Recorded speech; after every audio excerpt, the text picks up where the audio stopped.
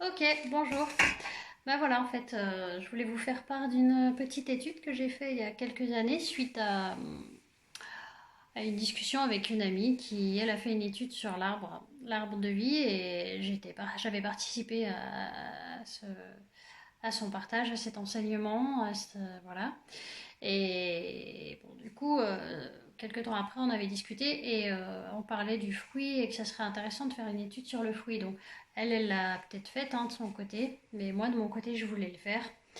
Et ça m'avait interpellée et en rentrant, je me suis dit, voilà, paf, je vais le faire. Donc, euh, donc voilà, je me suis mise à travailler un petit peu, à chercher et du coup, voilà, il y a une petite étude faite dessus. Je vais vous en faire part et par contre, voilà, si vous avez des questions suite à cette vidéo, n'hésitez pas. Voilà, alors donc le fruit. Le mot fruit provient de karpos, qui provient probablement, et qui provient du mot grec arparzo.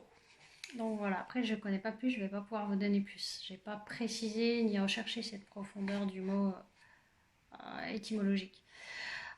Donc le fruit ça vient des arbres, hein, des vignes, comme exemple. Et il y a aussi le fruit de nous, quand on appelle le fruit de Sérin, la progéniture, la descendance, la postérité.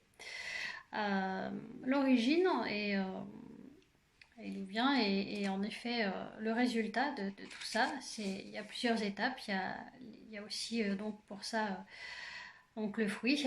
Pour avoir du fruit, ben, il y a un travail, il y a une action, il y a quelque chose de fait. Il y a secondement un avantage, une utilité. Et puis il y a aussi, en parlant spirituellement parlant, la louange que l'on présente à Dieu en offrande, un remerciement, le fruit de notre cœur, le fruit de nos louanges, la louange en fait, si je puis dire, c'est peut-être mieux, la louange.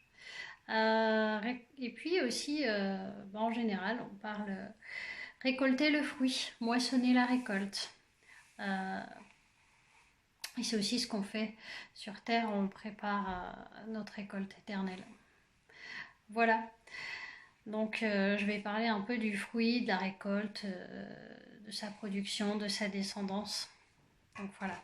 Pour moi, un peu par rapport au fruit, j'ai fait une recherche et donc le fruit, qu'est-ce qu'un fruit en fait? C'est un organe comestible et c'est le résultat de plantes, arbres, donc d'arbres à fleurs. Il contient des graines et succède à la fleur. C'est le résultat d'une production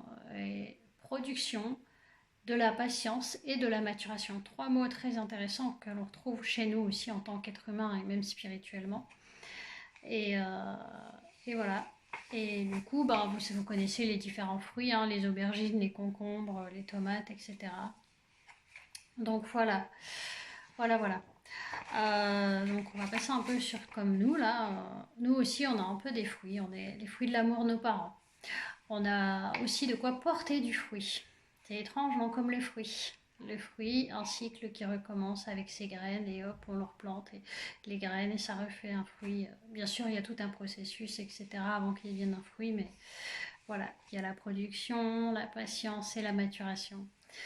Il y a fécondation, donc qui est la production. Il y a les 9 mois de gestation, qui est la patience, et les derniers mois où se crée la finalité du corps humain, les petits détails très importants pour nos vies, et ce que j'appellerais la maturation. Et puis le jour J où le fruit apparaît, donc notre naissance, la naissance, un fruit de l'amour entre deux adultes, entre un conjoint et sa conjointe. Mais après, ben voilà, après, nous aussi, comme j'ai dit, on porte du fruit, on se reproduit. Comme quand je dis on porte du fruit, on est appelé à se reproduire. On a la semence, Dieu nous demande de nous reproduire. Donc on a nos enfants qui eux aussi auront des enfants, etc. Et comme le fruit, plante, on replante, le cycle, comme je vous ai dit. Et puis un jour, il y a deux personnes qui, ouais, ça existe partout, mais là dans la Bible, Dieu parla à Abraham, il n'avait pas d'enfant. Et sa femme parla à Abraham, comme quoi sa femme aurait un enfant. Et il lui a parlé, mais aussi il lui a fait une promesse. Et dans Genèse 15, verset 5, il a montré les étoiles à Abraham. Il lui a dit ça, c'est ta postérité. Waouh, c'est énorme. Toutes les étoiles qu'il y a là, c'est phénoménal. La postérité d'Abraham. Imaginez-vous un peu, ça fait beaucoup, mais Abraham, il devait dire, mais j'ai pas d'enfant, donc tu me promets quelque chose, mais... Et il fallait faire confiance à Dieu. Et Sarah, sa femme, aurait un enfant. Ça serait le fruit de leur amour. Et la promesse de Dieu, le début de la promesse que Dieu a faite à Abraham. Et pour un fruit, par contre, il faut des étapes. Donc il faut, pour que ça arrive à maturation, pour qu'on arrive aussi à cette promesse que Dieu nous donne. Alors déjà, il faut commencer aussi, on procure des soins, mais il faut arroser la plante. Il faut entretenir notre lien avec Dieu. Il faut intercéder. Il faut avoir la patience. On a des promesses des fois, mais on ne les voit pas tout de suite. Il faut avoir la patience.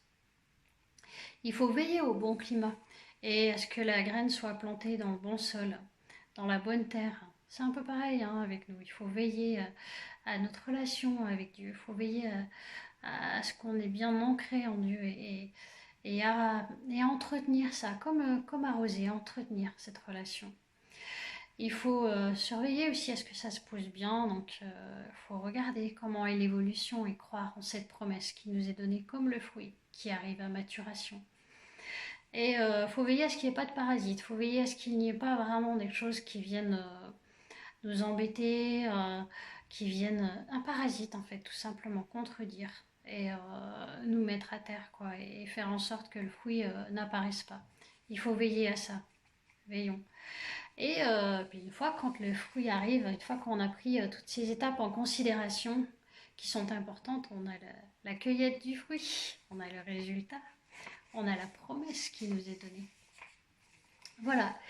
Et nous, en tant qu'être humain, une fois qu'on est né, voilà, on a besoin des soins, hein, des soins pour grandir et donner sa saveur et rebelote. On partage avec autrui, on donne. Mais pour cela aussi, il y a plusieurs étapes. Il y a, pour nous, en tout cas, être humain, et ça correspond aussi aux fruits. Il y a nos parents qui nous entourent, et ils nous donnent de l'amour, de la nourriture spirituelle et matérielle, de l'eau, de la patience, de l'écoute, de la compréhension, conseils, des soins nécessaires à notre santé et un bon climat. Le besoin de l'adulte, c'est aussi de diriger, d'être en construction, donc, afin de devenir ce que l'on est aujourd'hui et aussi à notre tour porter du fruit. Dans Matthieu 21, 34, lorsque le temps de la récolte, Carpos, fut arrivé, il envoya ses serviteurs vers les vignerons pour recevoir le fruit. Pour ça, il y a des sacrifices qui sont faits. Hein. Il y a des choses à faire pour recevoir le fruit. Et dans Jean 12, verset 24, il est dit, en vérité, je vous le dis, si un grain de froment ne meurt, après que l'on le jette à terre, il demeure seul, mais il meurt et il porte beaucoup de fruits. Suite à ce verset, il y a des choses qui sont... j'ai réfléchi et j'ai pensé à une autre étude qui serait faite et que j'ai faite, que je vous apporterai plus tard, sur le suivi et la production générationnelle. C'est intéressant aussi sur la suite. Donc voilà. Et maintenant, je vais vous parler un peu en troisième monde de chaque fruit qui porte sa saveur, comme la grenade, la vigne, la pomme, etc. Et pourquoi chaque fruit porte sa saveur? Parce que si nous avons tous la même saveur, il n'y aurait pas de diversité, pas forcément de plaisir à manger du fruit, et on serait tous pareils, ça serait tout pareil. Seulement, il y a des différences d'apparence, de goût. Et puis chacun porte un élément différent, une vitamine, puis c'est aussi complémentaire, une vitamine différente. Et puis on trouve, c'est comme chez nous, on est chacun différent. On est, par exemple, on est différent en fait. Et il y a des choses aussi visibles pour produire un bon ou un mauvais fruit. Mais il y a aussi ce que nous sommes et ce que nous avons vécu de par nos parents. Pour être nous aussi ces fruits et qu'on donnera aussi des fruits, notre descendance. Il y a ce qui est visible, hein, donc comme nous on est les enfants, comme l'arbre donne son fruit. et ce qui est non palpable. Nous, ce que nous transmettons à nos enfants, c'est non palpable. Tu le palpes pas, mais tu transmets quelque chose. Spirituellement, tu transmets, physiquement, tu transmets, c'est-à-dire par tes paroles, tu transmets. Voilà, l'action que nous ferons pour nos proches, entourage, ben, ça sera transmis, quoi. Ça sera une graine que tu apportes de ton fruit à ta descendance. Et c'est pareil, le fruit, tu prends sa graine qui revient, tu le plantes, ça apporte un fruit. Mais avec ce fruit-là, il y a des graines dedans que tu reproduis le cycle à nouveau. L'être humain, il est aussi différent. Hein. Nous, on est différents. On vient de milieux différents. On est petit, on est mince, on est gros. On n'a pas la même couleur de cheveux, pas la même couleur de peau. Moi, on me disait toujours, et on me le dit encore, oh là, toi, t'as la peau sur les os. Hein. Tu peux toujours y aller, tu peux toujours manger. Merci, c'est sympa. Pendant un temps, je voulais grossir parce que j'en avais un petit peu marre qu'on me dise ça. Puis jusqu'au jour où j'ai réalisé que j'étais faite comme j'étais faite et que j'étais bien et que j'étais différente et que j'étais belle comme j'étais. Je suis un bon fruit. Je me vante un peu là. Mais bon, voilà. Et puis aussi la patience, la générosité, etc. Ouais, on a tous à apporter un fruit. Ouais, ouais. Et on a tous une saveur. Et nous pouvons nous associer. Et nous pouvons nous compléter. Là, sur la suite, je vais vous citer 7 éléments dont les fruits de Canaan qui apparaissent à plusieurs reprises. Et, chacun son symbolique. Ces choses-là sont sur la terre promise. Et c'est dit. Et pourquoi ça a son importance? Spirituellement, ça a une importance. Dieu nous a promis, a promis, il a fait la terre, il a promis au peuple de Dieu la terre promise comme il nous a promis son fils, en fait. Et son fils, ça a été aussi le fruit de l'amour de Dieu, ce qu'il a fait pour nous. Donc on va revenir sur les fruits de Canaan. Donc voilà, je commence par le numéro 1 qui est l'orge. Je fait un peu chronologiquement en fait. Et je pense que c'est même sûr, ça a son importance. Donc l'orge, lui, il est associé aux premières récoltes. Vous savez, dans les fêtes juives qui sont adressées, ça correspond l'orge pour faire le pain, etc. On fait la fête. Donc voilà. Ça fait penser aussi un peu à l'histoire de Gédéon, qui est appelé à lutter contre les Macédoniens.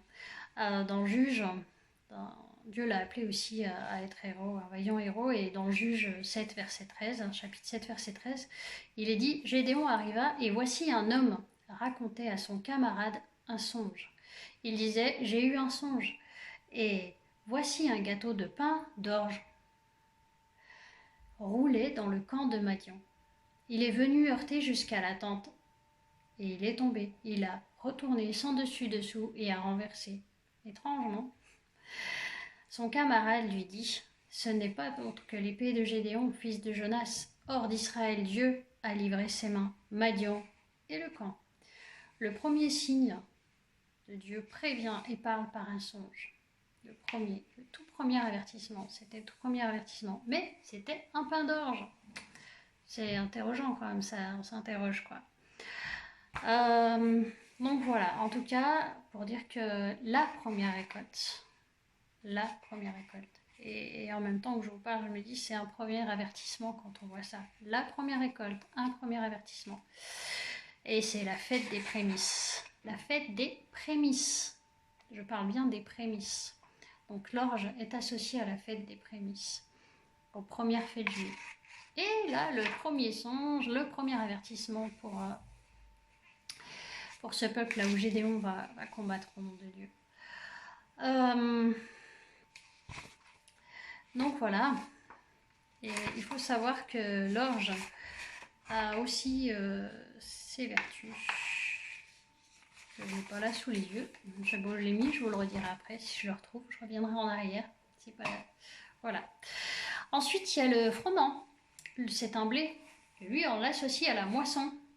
Alors, la moisson, la fête des semaines. Je ne sais pas si vous connaissez un peu les fêtes juives. Moi, j'ai étudié un peu ça et je suis encore un peu en étude sur certaines choses.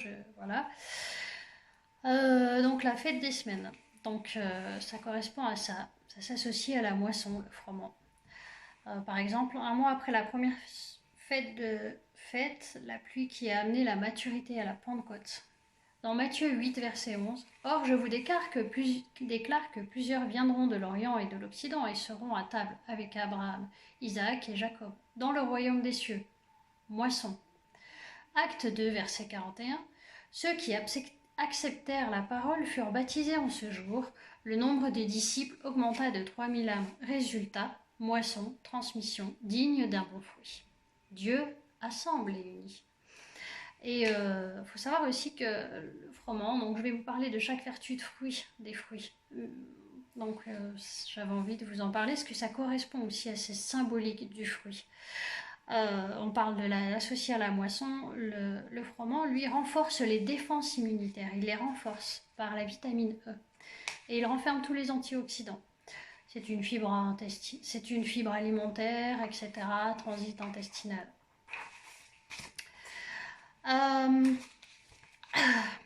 Donc voilà, je reviens en arrière, pardon, je voulais vous dire les vertus de l'orge et je les ai là sous les yeux. C'est un idéal contre les pics d'insuline et elles évitent les hausses brutales du sucre dans le sang, en fait, voilà. Et elle aussi apporte une vitamine. C'était juste une petite aparté là, parce que je ne l'avais pas dit tout à l'heure et je le dis maintenant. Voilà. Il y a aussi la vigne troisièmement. La vigne, elle est associée au sang, au jus de la vigne, au pardon. Vous voyez les choses comme elles sont faites. Il y a la fête des prémices avec l'orge. Ensuite, il y a la fête avec le blé. Il y a la fête la moisson. Et ensuite, il y a la vigne, le pardon. Dans Matthieu 26, versets 27 et 28, il prit une coupe. Et après avoir rendu grâce, il leur donna en disant « Buvez et tous, car ceci est mon sang, le sang de l'alliance qui est répandu pour beaucoup, pour le pardon des péchés. » Sacrifice fait par Yeshua, par Jésus. La vigne, elle est associée aussi à une richesse nutritive, à une rédemption par le sang, passée par la mort à la vie. Elle aussi, elle a des vertus, comme tout à chacun. Sa vertu, c'est la propriété anti-inflammatoire, c'est un diurétique et soulage les jambes lourdes. Mais bon, voilà, on va passer au quatrième. Alors j'accélère un peu parce que ça fait un petit peu long si je traîne. Donc le quatrième, c'est le figuier, le fruit doux. Il est associé à la guérison. Après le péché, la guérison. Quand je dis un fruit doux, c'est D-O-U-X. Dans 2 Rois, chapitre 20, verset 7, il dit, Isaïe dit, prenez une masse de figues. On la prit et on l'appliqua sur l'ulcère, et Ézéchias guérit. Ézéchias pria, car il avait un ulcère et demanda à Dieu qu'il se souvienne de lui. Il pleura. Ésaïe parla à Ézéchias au nom de l'Éternel et dit de mettre des figues pour guérir Ézéchias. Adam et Ève, quand ils découvrirent leur nudité, qu'est-ce qu'ils ont fait? Ils ont pris une branche de figuier. Ah ouais, ils ont pris ça, ils ont pris des feuilles de figue. Enfin, tout ça, tu te dis, ouais, tiens donc, et quelle utilité, quel rapport? Ils ont péché. Et on associe ça à la guérison. Ils réparent.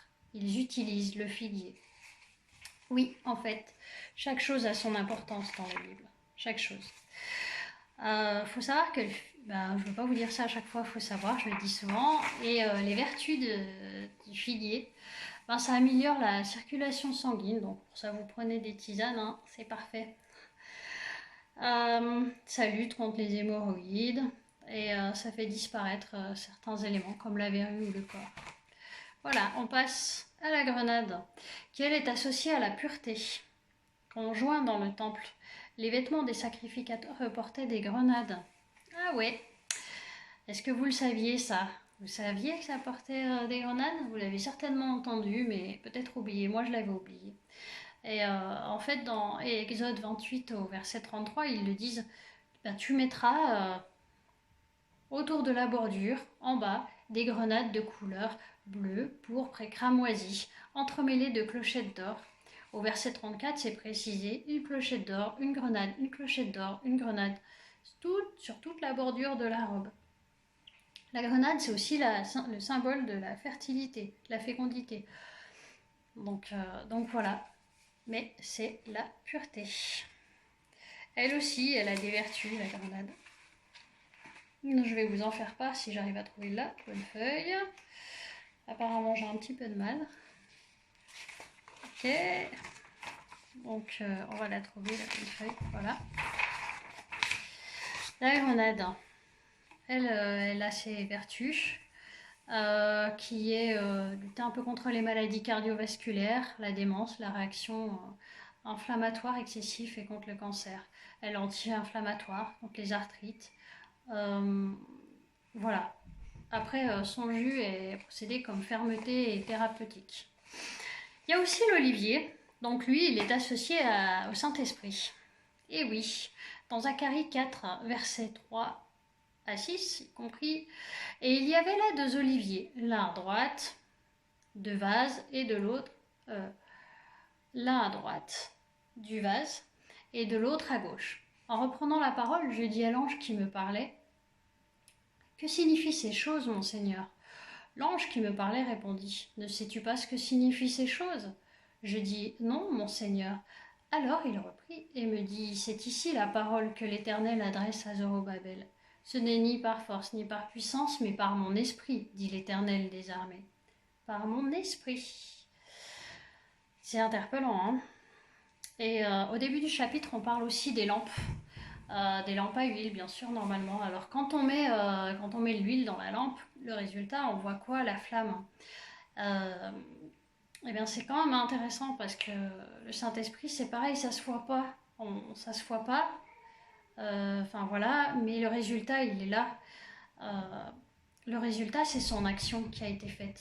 Voilà, c'est la même chose. La lampe, on met de l'huile, on ne la voit pas, mais on voit le résultat. Avec le Saint-Esprit, on ne le voit pas. Mais il est là. Voilà, on en parle dans Acte 1, verset 8, où il parle, vous recevez la puissance, le Saint-Esprit survenant sur vous. Vous serez mes témoins à Jérusalem, dans toute la Judée, dans la Samarie et jusqu'aux extrémités de la terre.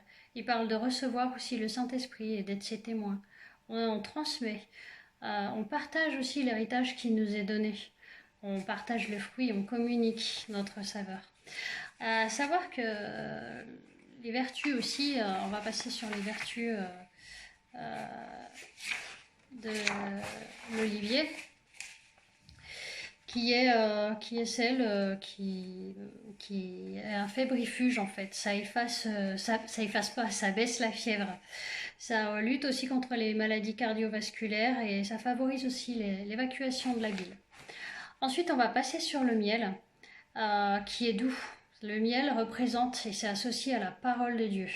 Dans le psaume 119, verset 103, « Que tes paroles sont douces à mon palais, plus que le miel dans ma bouche. » Dans Apocalypse 10, verset 9, « Et j'allais vers l'ange en lui disant de me donner le livre. Et il me dit, prends-le, avale-le. Il sera amer à tes entrailles, mais dans la bouche il sera doux. » Le livre est celui qui est représenté aussi, on en parle dans le prophète Daniel. Le miel, c'est égal à la douceur, à découvrir l'amour, à la promesse de Dieu. Pas le livre, le miel. Voilà. Donc voilà, il y a les vertus du miel. Donc c'est tonifiant, c'est un antiseptique, c'est un cicatrisant, c'est un et en fait, pour soigner les maux de gorge, c'est très bien. Beaucoup le savent. Et ça oppose aussi une fermentation intestinale. Il y a plein de choses que je pourrais vous dire, mais je pense que je vais passer un peu là-dessus. Parce que le temps est un peu court. Donc voilà, pour conclure un peu, tous ces fruits, en général, sont bons pour l'homme. Et Dieu savait ce qui était bon pour son peuple. Et lorsqu'ils ont atteint Canaan, ils ne peuvent pas être pas simplement pour manger le fruit, mais en bénéficier, bénéficier de la promesse de Dieu. En tout cas, ces fruits, eux, représentent une réalité spirituelle et dans nos vies encore aujourd'hui, ça c'est sûr. Ça a une importance physique, mais il y a une importance dans la Bible, on le voit, il y a une importance, ça représente, chaque fruit représente le pardon, les fêtes des prémices, la moisson, la pureté, la guérison, la parole de Dieu, la douceur, etc. Ça représente. Et ne gâchons vraiment pas ce que Dieu nous donne, ce que Dieu nous donne. Et en sacrifice, il nous a donné son Fils. C'est le fruit, c'est son fruit. Son Fils, le fruit, je compare au fruit. Et et il faut pas gâcher ça. Transmettons au peuple. Franchement, soyons la saveur. Donnons, ne gâchons pas et transmettons aussi ce que l'on a reçu par notre Père Dieu, par notre Père qui est Dieu et son Fils Jésus. En fait, le fruit aussi, il est bon, on désire. Il sert à donner, il sert à partager, c'est la saveur. Chez nous, c'est la descendance en tant qu'être humain. Et malgré les expériences qu'on peut vivre, on peut aussi rectifier le tir. Oui, on peut être endommagé par notre héritage qui a été donné de par nos parents, de par les souffrances. On peut aussi, suite à ça, soit pourrir. Ça peut pourrir notre existence comme un fruit pourri. Mais on peut aussi repartir sur de bonnes bases, on peut aussi guérir comme ces fruits qui en parlent, comme Jésus peut nous guérir, peut aussi nous pardonner tous nos péchés. Comme un arbre qui est malade et ses fruits qui sont infectés, on peut rectifier tout ça, on peut lui donner de bons soins, on peut le soigner. Et donc voilà comment ça se fait. Et c'est tout un travail pour rectifier tout ça. Ceci, ça fait partie, comme je l'ai dit, aussi d'un héritage générationnel. Nous, on fait partie, mais on peut briser tout ça et on peut créer vraiment un bon fruit en changeant, en brisant tout ce qui est mauvais et rectifier le tir et donner, changer, pardonner, et se laisser façonner, se laisser soigner et laisser la parole de Dieu intervenir, le Saint-Esprit intervenir dans nos cœurs. Et ensuite, on pourra aussi transmettre à nos enfants ceci. On pourra transmettre ce fruit, on pourra transmettre ces graines à nos enfants qui seront les fruits, qui eux rentreront aussi dans le pays promis où coule le lait ou le miel, comme Josué et Caleb se sont battus pour rentrer et ont conduit le peuple pour rentrer dans ce pays promis. Et Moïse, lui, il a payé à cause du peuple. Il a vraiment payé. Lui, il n'est pas rentré. Mais Moïse a été, en quelque sorte, si je puis dire, sacrifié. Mais il n'est pas rentré, mais il a conduit. Mais il y a eu ses descendants, les gens, les fruits, les enfants du peuple de cette génération-là sont rentrés dans le pays promis. Le peuple qui a gémi n'est pas rentré. Mais leurs enfants, oui. Donc voilà, soyons des fruits que nous devrons être. Si nous sommes un peu entamés par des souffrances quelconques ou portons des péchés de nos parents, eh bien brisons-les, comme je vous ai dit, travaillons, soyons être prêts à faire des sacrifices, pas juste pour nous, parce qu'il est possible que nous ne voyons pas la terre promise, mais pour nos enfants. Oui, transmettons la vie, transmettons la saveur, transmettons les graines pour que nos enfants portent du fruit. Et même nous-mêmes, franchement, on peut. Et quand je parlais de Moïse, qu'a payé à cause du peuple, lisez Nombre 14, versets 21 à 38. Vous pouvez le lire. C'est intéressant, en fait, de voir que Dieu dit à Moïse que les enfants de Josué et Caleb iront dans ce pays. Les petits-enfants et Josué et Caleb. Mais que le peuple actuel, lui, n'ira pas malgré les miracles qu'ils ont vus durant le désert. Voilà, chaque fruit correspond, comme je vous l'ai dit. Pour moi, voilà, ça a une importance. Ça a une importance spirituelle. Pourquoi Canaan et ils ont dépassé aussi au-delà. Quand ils ont vu les géants aussi, Josué et Caleb, sur les 12 personnes que Moïse a envoyées, eh ben, il y en a 2 qui sont revenus, ils ont dit c'est bon, avec leur grappe de raisin, ils ont dit c'est bon, on peut y aller. Il y a la bénédiction, il y a la richesse, il y a une richesse dans ce pays, dans cette terre promise que Dieu nous a donnée. Et du coup, on vaincra ces géants. Bien que les 10 autres ont été défaitistes, eux, ils ont été victorieux, ils ont eu foi en Dieu, soyons pareils et portons du fruit. et allons vers le pays promis et partageons et portons du fruit. Voilà, je vous encourage. Et puis, s'il y a des choses que vous n'avez pas forcément compris, j'ai peut-être parlé un peu vite, j'ai peut-être bafouillé ou quoi que ce soit, mais s'il y a des choses que vous n'avez pas compris, n'hésitez pas à me poser une petite question ou à me demander, voilà, éventuellement mettre un commentaire. Voilà, je vous remercie pour votre écoute et puis à très bientôt. Ciao, bye bye.